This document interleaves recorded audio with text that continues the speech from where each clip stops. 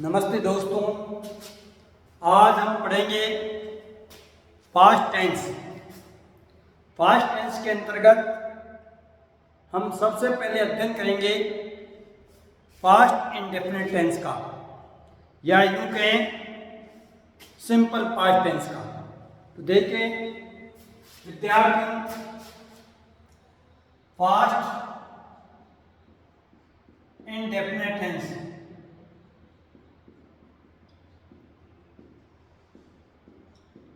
Indefinite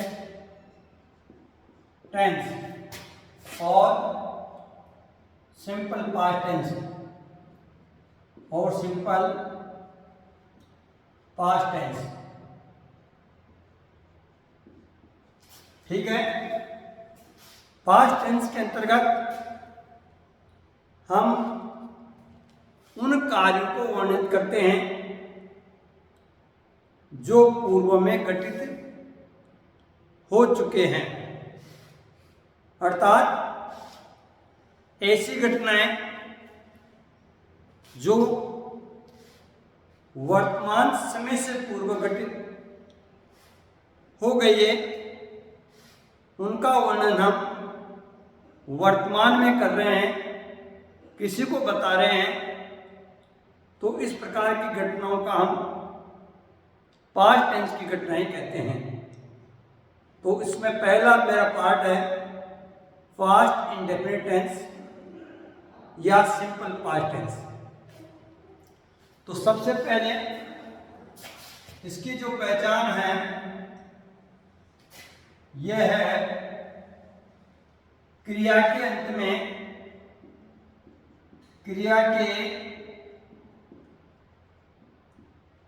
में स्वर की ध्वनि निकलती है। स्वर की ध्वनि। अब स्वर अर्थात जैसे अ, आ, ई आदि, गया, खाया, पिया, रोया, चिल्लाया, ये सब इसके अंतर्गत आते हैं। जिस प्रकार से हम बताएंगे आपको, गया, खाया, पिया, ये सब इस टेंस की पहचान है। इसमें मेन वर्ब के अंतर्गत second form of the verb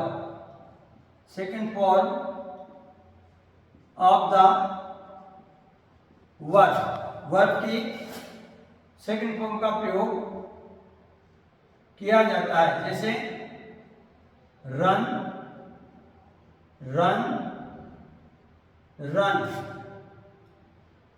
eat, eight, eaten, go, went, gone. ठीक है। तो ये आपकी फर्स्ट फॉर्म है, ये आपकी सेकंड फॉर्म है और ये आपकी थर्ड फॉर्म है। ये हमारे को लर्न होने चाहिए। हिंदी में ये कहेंगे दौड़ा, खाया, गया। क्लियर है। हेल्पिंग वर्ब, इसकी जो हेल्पिंग वर्ब है डिड। हेल्पिंग वर्ब क्या है? इसकी डिड है। और सिंगुलर सबके साथ, सभी प्रकार के सब्जेक्ट के साथ डिड का प्रयोग किया जाता है। अर्थात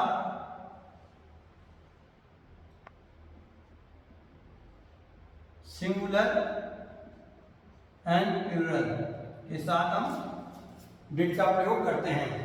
सावधान ये भी बतानी है कि पॉजिटिव सेंटेंस में डिड का प्रयोग नहीं होता है, जबकि नेगेटिव और प्रश्नवाचक में डिड का प्रयोग होता है। क्लियर है। इसमें कुछ विशेष शब्द भी आते हैं, जैसे yesterday, बिफोर एगो डैश डैश डैश, इस प्रकार के शब्द भी इसके अंतर्गत आते हैं। अब ये मेरे पास हो गए, वाक्य बनाएंगे। जैसे नरेश अपने मित्र के साथ मंदिर गया, मंदिर गया। देखिए सेंटेंस को, रमेश अपने मित्र के साथ मंदिर गया, तो सब्जेक्ट कौन है? नरेश है।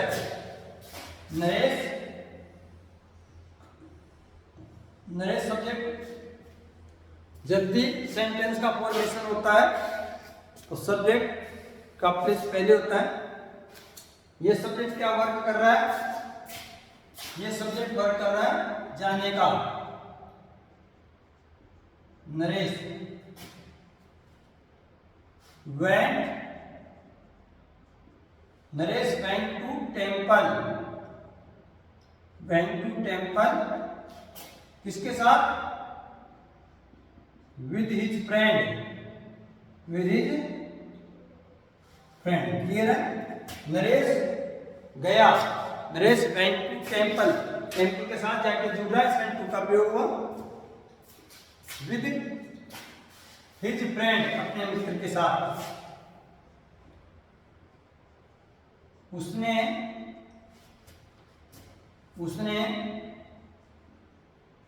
मेरी ओर पत्थर फेंका, उसने मेरी ओर पत्थर फेंका। देखो क्रिया में फेंका स्वर निकल रहा है। उसने subject he, through a stone at मी, मेरी तरफ फेंका। तीसरा वाक्य, उसने मेरी तरफ एक पत्थर फेंका। क्लियर है? नेक्स्ट एक और सेंटेंस देखिएगा। राधा ने खाना पकाया, तो राधा एट फूड, पकाया। ठीक है? Again repeat, simple past tense की क्रियाओं के अंत में स्वर की ध्वनि निकलती है। जैसे गया, खाया, पिया, चिल्लाया, दौड़ा, मनाया आदि। और मेन वर्ब के रूप में second form of the verb का प्रयोग किया जाता है तथा इसकी हेल्पिंग वर्ब डिड होती है। एक वचन और बहुवचन कर्ताओं के साथ डिड का प्रयोग करते हैं। जब किसी वाक्य में डिड का प्रयोग किया जाता है तो वह वाक्य निश्चित ही प्रश्नवाचक या नकारात्मक है, अर्थात सकारात्मक वाक्यों में सहायक क्रिया डिड का प्रयोग नहीं किया जाता है। ठीक है? इस प्रकार के जो सिंपल पास्ट टेंस के वाक्य हैं उनमें प्राय यस्टरडे, बिफोर, एगो आदि शब्द मिलते हैं, अर्थात ये शब्द सिंपल पास्ट टेंस के अंतर्गत आते हैं। क्लियर है? अब देखिए मेरे पास 3 वाक्य थे। इन तीनों वाक्यों में पहला वाक्य, नरेश अपने मित्र के साथ मंदिर गया। तो मैंने कहा था आपको कि हमें पार्ट ऑफ स्पीच आना चाहिए। तो सब्जेक्ट कौन है? नरेश।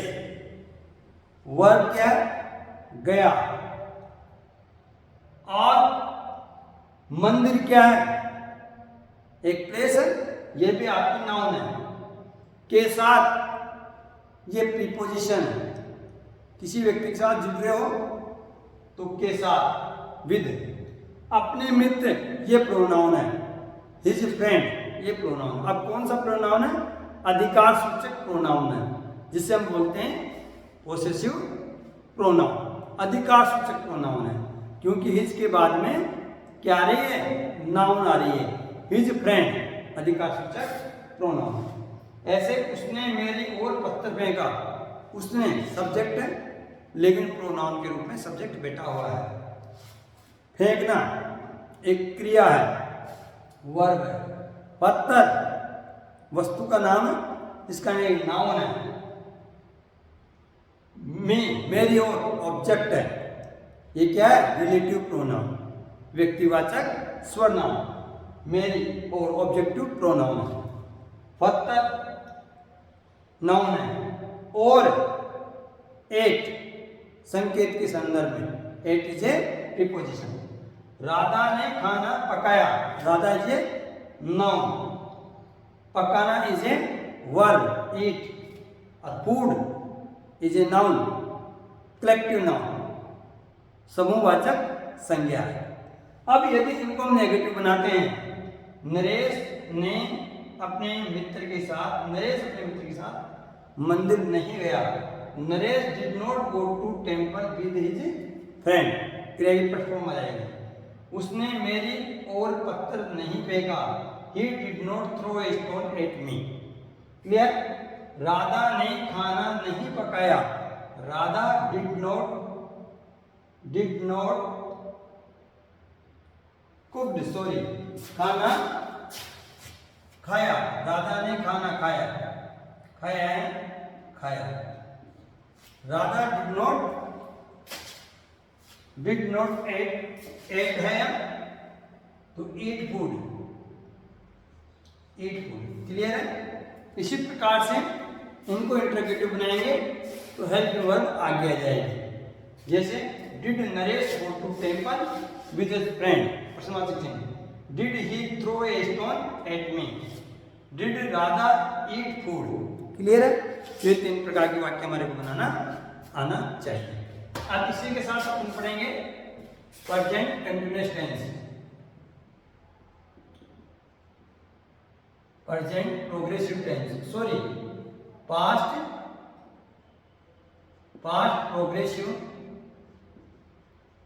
प्रोग्रेसिव टेंस, अर्थात भूतकाल संतत काल, अर्थात ऐसे कार्य जो पास्ट घटनाओं में लगातार घटित हुए हैं, उन्हें हम पास्ट प्रोग्रेसिव या पास्ट कंटीन्यूअस टेंस के अंतर्गत लेते हैं। तो देखिए इसके अंदर पहचान, रहा था, रही थी, रहे थे, खड़ा था, खड़ी थी आदि शब्द आते हैं। अर्थात निरंतर होने का बोध रहता है, निरंतर होने का बोध रहता है। जैसे जा रहा था, खड़ा था, नहा रहा था, नहा रहा था। ठीक है? इसी प्रकार से यहां पे फर्स्ट फॉर्म में आईएनजी का यूज होता है। First form of the verb plus ING. मैंने पहले भी आपको कहा था कि किस प्रकार से अपन जोड़ते हैं। जैसे ईट, ईटिंग, गोइंग, सिंगिंग, ठीक है, आईएनजी अपन जोड़ देते हैं। और मैंने किसी भी वर्ब में आईएनजी जोड़ने के नियम भी मैंने आपको बताए थे, और उन्हें हम क्या बोलते हैं, जनरल कहा जाता है। और उन नियमों का भी अपने को ध्यान रखना है। हेल्पिंग वर्ब वाच और वर। वाच और वर, वाच का प्रयोग singular subject he, she, it and name, वही वर्ड का प्रयोग I, we, you, they and देम्स इसके साथ वर्ड का प्रयोग किया जाता है। क्लियर है इस वर्ड को गई। अब कौन कौन से वर्ड्स आते हैं इसमें, लगातार पास्ट टेंस में जो घटनाएं घटित होती है उसके संदर्भ में आता है। जैसे while,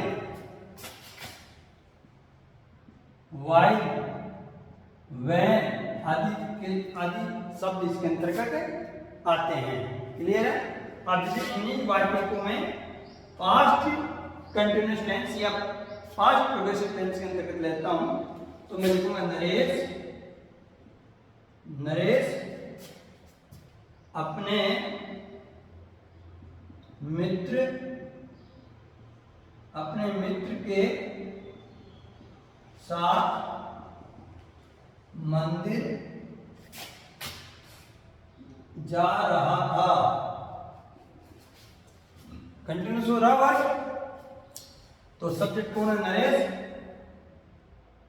Naresh was going to temple with his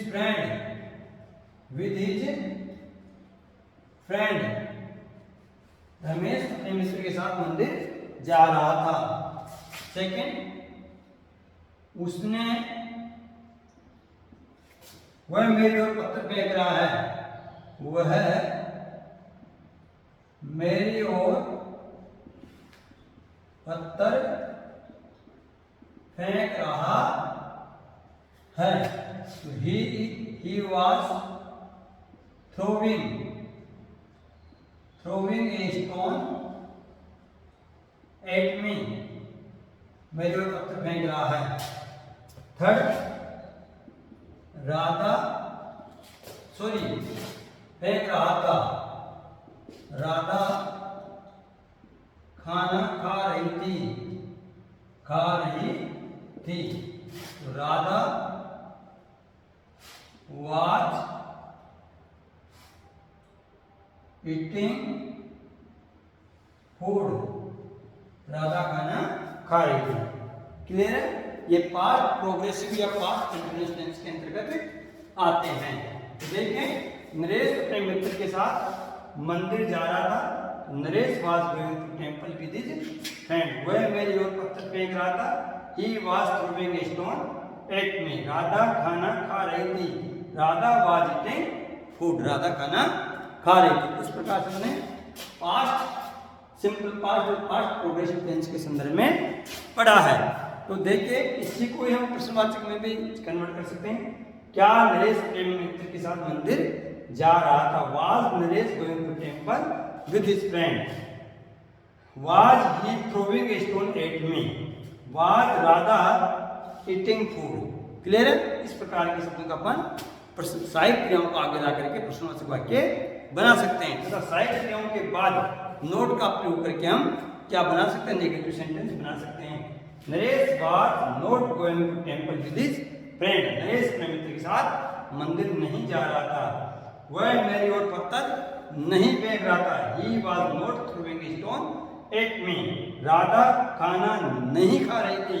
तो Radha was not eating food, Radha खाना नहीं खा रही थी। तो क्लियर है।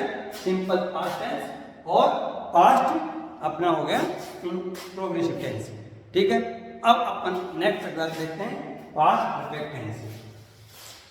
पास्ट परफेक्ट टेंस क्या है, इसके अंतर्गत अपन थोड़ा अध्ययन करते हैं। तो देखिएगा पास्ट परफेक्ट टेंस क्या है अपने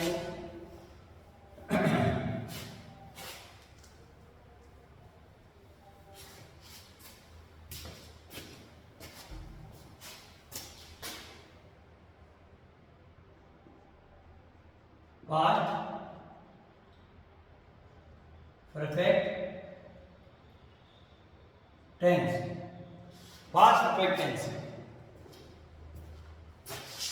अर्थात वे घटनाएं जो भूतकाल में पूर्ण हो चुकी है, अर्थात पूर्ण रूप से घटित हो चुकी है। इस प्रकार की घटनाओं का विवरण हम पास्ट परफेक्ट टेंस के अंतर्गत करते हैं। किसमें करते हैं? पास्ट परफेक्ट टेंस के अंतर्गत करते हैं। इसको मैं कहूँगा हिंदी में भूतकाल,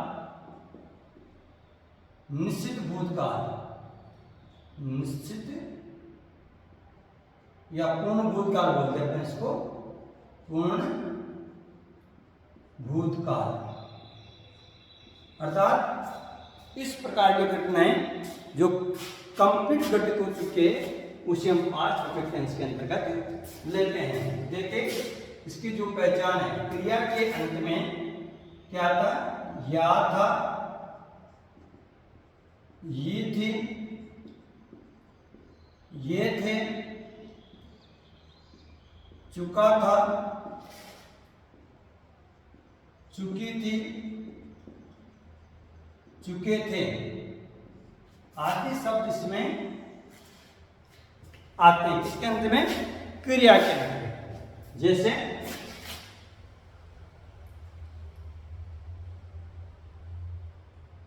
धो चुका था, धो चुका था,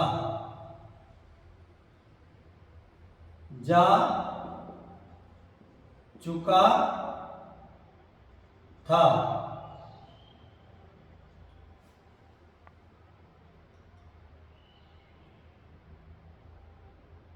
पूरा किया था। ठीक है, इसी प्रकार से हेड का प्रयोग करते हैं। हेल्पिंग वर्ब के रूप में हेड का प्रयोग सिंगुलर एंड प्लूरल सब्जेक्ट के लिए, दोनों के लिए यहां पर हेड का प्रयोग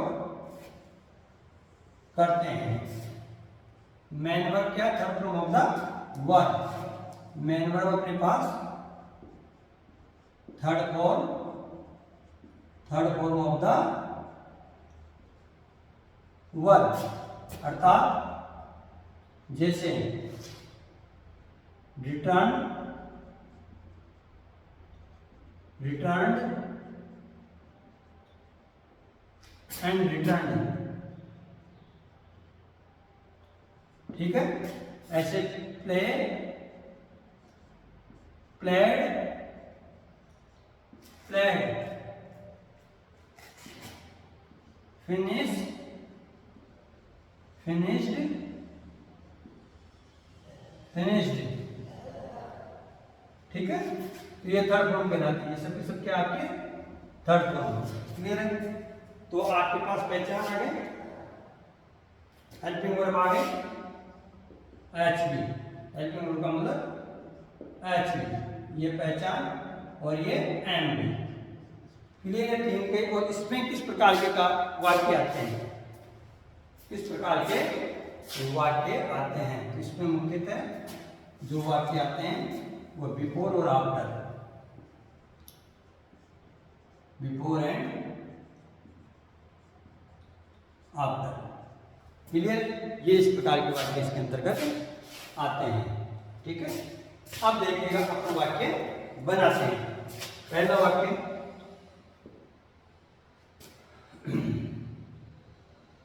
इस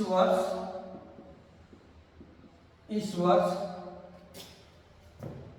आम चुनाव संपन्न हो चुके थे। इस वर्ष आम चुनाव संपन्न हो चुके थे। इस वर्ष, दिस ईयर या इन दिस ईयर, ऐसे लिखते हैं। इन दिस ईयर,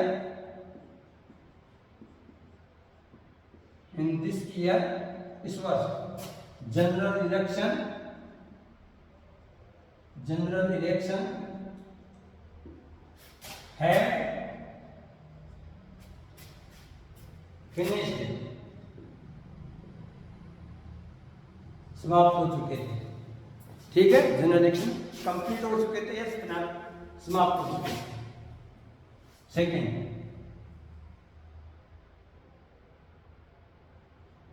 उसने अपना घर बेच दिया था। बेच दिया था।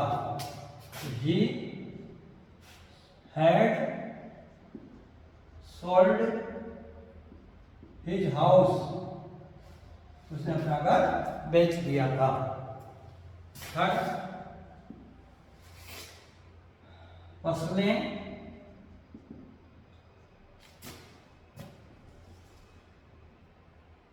उग चुकी थी। द क्रॉप्स हैड ग्रू, फसलें उग चुकी थी। चौथा, हम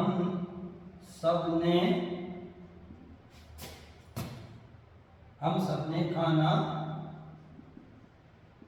खा लिया था। All of us had eaten food, हम सबने खाना खा लिया था। क्लियर है? इसी प्रकार पांचवा,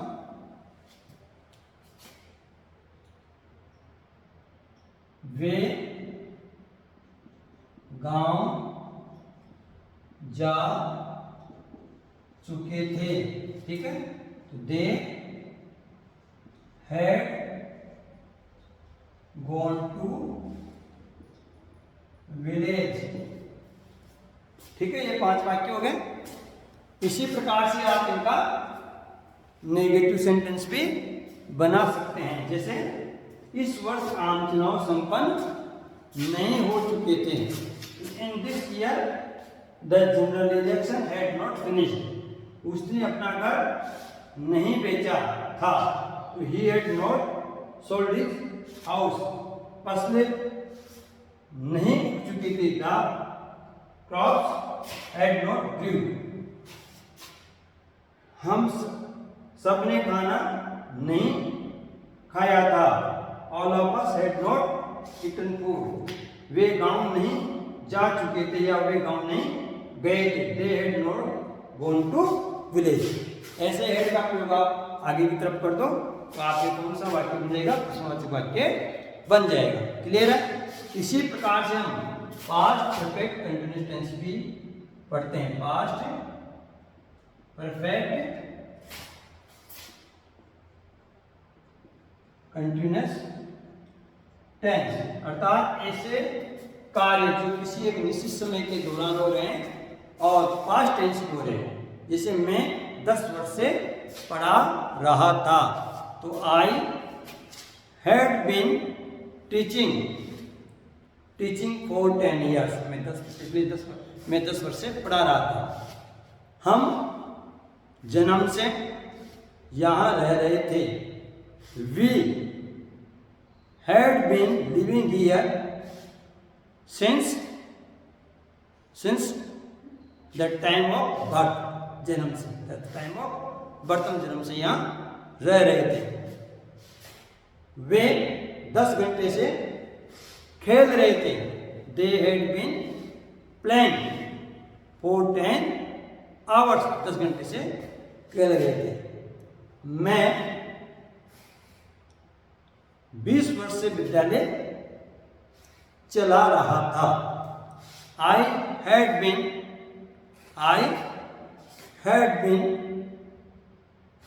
अब विद्यालय संचालन, विद्यालय का I had been opening an institute last 20 years, मैं पिछले 10 वर्ष से या मैंने पिछले 10 वर्ष से विद्यालय खोल रहा था। मैं पिछले 10 वर्ष से विद्यालय खोल रहा था। ठीक है, तो इस प्रकार के जो वाक्य हैं जिसमें फोर और सिंस का प्रयोग किया जाता है वो पास्ट परफेक्ट कंटीन्यूअस टेंस के वाक्य कहलाते हैं। क्लियर हो गया? तो टेंस में अपना प्रेजेंट टेंस और पास्ट टेंस को अच्छी तरीके से पढ़ लिया है, समझ लिया है, और इनके ऊपर आश्रित हम निबंध स्टोरी का एप्लीकेशन का अध्ययन भी करेंगे। कल हम पढ़ेंगे फ्यूचर इंडेफिनिट टेंस अर्थात सिंपल फ्यूचर टेंस। लेकिन इससे पहले हमारे को पास्ट टेंस की जानकारी पूरी होनी चाहिए। धन्यवाद।